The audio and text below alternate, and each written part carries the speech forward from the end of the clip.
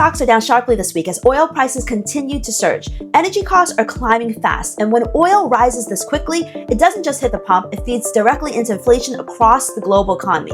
Gas prices are rising, airline ticket prices are climbing, and those pressures will eventually show up in global consumer prices, inflation. Germany's leading economic institute was one of the first to cut its 2026 growth forecast, and we think many analysts, economists, and banks and countries will follow with their own downward revisions if energy prices remain elevated.